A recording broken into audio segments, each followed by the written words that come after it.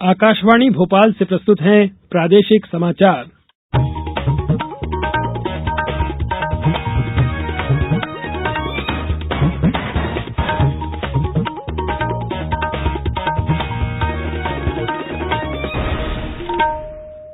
नमस्कार, समाचारों के साथ मैं नवनीत चौबे।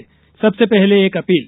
देश कोविड टीकाकरण अभियान के अंतर्गत 150 करोड़ टीके लगाने की दिशा में निरंतर आगे बढ़ रहा है। कोरोना वायरस का नया वेरिएंट मिलने से चिंताएं बढ़ी हैं।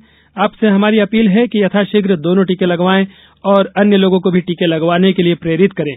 कृपया 3 सरल उपायों का अवश्य पालन करें।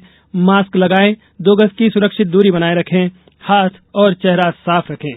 कोविड से संबंधित किसी भी जानकारी और मार्गदर्शन के लिए राष्ट्रीय हेल्पलाइन नंबर 011-2397-8046 और 1075 पर संपर्क करें।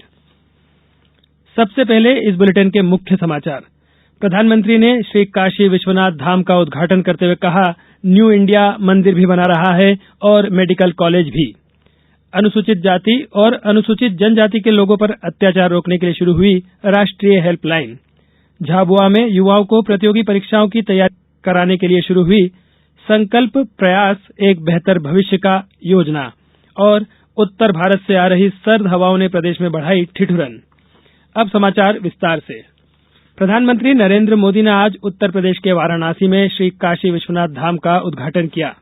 इस अवसर पर प्रधानमंत्री ने कहा कि आज का न्यू इंडिया न केवल अयोध्या में मंदिर बना रहा है, बल्कि हर जिले में मेडिकल कॉलेज भी बना रहा है। उन्होंने कहा कि आज का न्यू इंडिया न केवल काशी विश्वनाथ धाम का निर्माण कर रहा है, बल्कि गरीबों के लिए पक्के घर भी बना रहा है। प्रधानमंत्री ने नागरिकों से स्वच्छता, सृजन और आत्मनिर्भर भारत के लिए निरंतर प्रयास, यह 3 संकल्प लेने को कहा। श्री मोदी ने कहा कि काशी विश्वनाथ धाम न केवल भव्य इमारत है, बल्कि हमारी सनातन संस्कृति और हमारे आध्यात्मिक बल का प्रतीक है। उन्होंने कहा कि यह भारत की पुरातनता, परंपराओं, हमारी ऊर्जा और गतिशीलता का प्रतीक है। श्री मोदी ने कहा कि काशी विश्वनाथ मंदिर का परिसर पहले केवल 3000 वर्ग फुट के क्षेत्र में फैला हुआ था, लेकिन अब इसे 5 लाख वर्ग फुट के क्षेत्र में विस्तारित किया गया है। प्रधानमंत्री ने इस भव्य परिसर के निर्माण में शामिल प्रत्येक कार्यकर्ता का आभार व्यक्त किया। सरकार ने आज कहा कि पिछले महीने की 30 तारीख तक 18 चरणों में लगभग 7,995 करोड़ रुपए के चुनावी बांड बेचे गए हैं। लोकसभा में एक लिखित उत्तर में वित्त राज्य मंत्री पंकज चौधरी ने कहा, चुनावी बांड योजना राजनीतिक दलों को धन उपलब्ध कराने की प्रक्रिया को साफ सुथरा बनाने की दिशा में एक अभूतपूर्व कदम है। श्री चौधरी ने कहा कि भारतीय रिजर्व बैंक द्वारा निर्धारित केवाईसी मानदंडों के सभी मौजूदा निर्देशों को पूरा करने और बैंक खाते से भुगतान करने पर ही चुनावी बॉन्ड खरीदे जा सकते हैं। सामाजिक न्याय और अधिकारिता मंत्री डॉक्टर वीरेंद्र कुमार ने आज नई दिल्ली में अनुसूचित जाति और अनुसूचित जनजाति के लोगों पर अत्याचार रोकने के लिए राष्ट्रीय हेल्पलाइन नंबर का शुभारंभ किया। यह हेल्पलाइन टोल फ्री नंबर 14566 पर 24 घंटे देश भर में उपलब्ध है। यह हिंदी और अंग्रेजी तथा राज्यों तथा केंद्र शासित प्रदेशों की क्षेत्रीय भाषा में उपलब्ध है। राष्ट्र आज 2001 के संसद आतंकी हमले के शहीदों को श्रद्धांजलि दे रहा है। संसद के दोनों सदनों ने लोकतंत्र की रक्षा में प्राणों की आहुति देने वालों को आज श्रद्धांजलि दी। संसद के दोनों सदनों ने आतंकवाद से लड़ने के अपने दृढ़ संकल्प को दोहराया। राष्ट्रपति रामनाथ कोविंद, उपराष्ट्रपति एम वेंकैया नायडू और प्रधानमंत्री नरेंद्र मोदी सहित अन्य सांसदों ने भी बहादुर सुरक्षाकर्मियों को श्रद्धांजलि अर्पित की। अब समाचारों में वक्त है एक ब्रेक का। कोविड-19 से बचाव और सुरक्षित रहने के 3 उपाय। मास्क लगाएं, 2 गज दूरी है जरूरी, सुरक्षित दूरी रखें, हाथ और मुंह साफ रखें। ब्रेक के बाद समाचारों में एक बार फिर आपका स्वागत है। झाबुआ में युवाओं को संकल्प प्रयास एक बेहतर भविष्य का योजना के तहत प्रतियोगी परीक्षाओं की तैयारियों के लिए निःशुल्क कक्षाएं प्रारंभ की जा रही है। यह योजना जिला प्रशासन और जनजातीय कार्य विभाग द्वारा विभिन्न महाविद्यालयों के सहयोग से चलाई जाएगी। युवाओं का चयन परीक्षा के माध्यम से किया गया, जिसमें 424 विद्यार्थी शामिल हुए थे।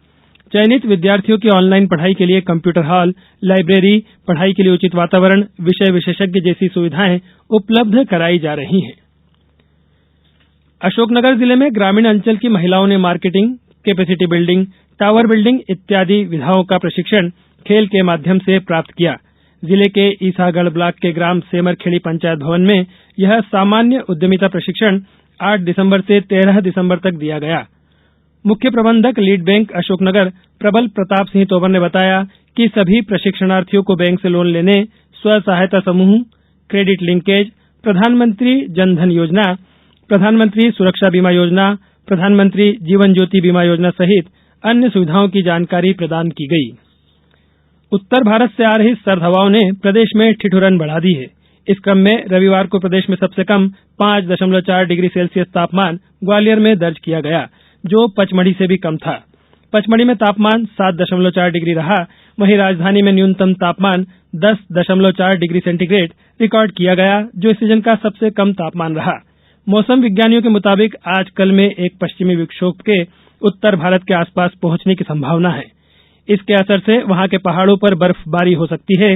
इस सिस्टम के आगे बढ़ने पर 16 दिसंबर से कड़ाके की ठंड पड़ने की संभावना है। इस दौरान कहीं कहीं शीतलहर भी चल सकती है। अब कुछ समाचार संक्षेप में। सीहोर में चुनाव के मद्देनजर सरकारी कर्मियों के अवकाश तत्काल प्रभाव से निरस्त कर दिए गए हैं।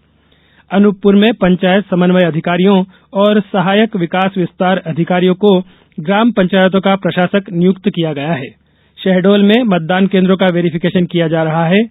बैतूल में कल अभिनंदन सरोवर स्टेडियम के पास राजा भोज की प्रतिमा का अनावरण किया गया।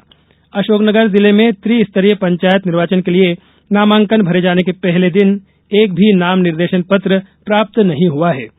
खंडवा जिले के विभिन्न टीकाकरण केंद्रों पर 14 दिसंबर को कोविड-19 के द्वितीय डोज के साथ साथ प्रथम डोज भी लगाया जाएगा। इस बुलेटिन में फिलहाल इतना ही। नमस्कार।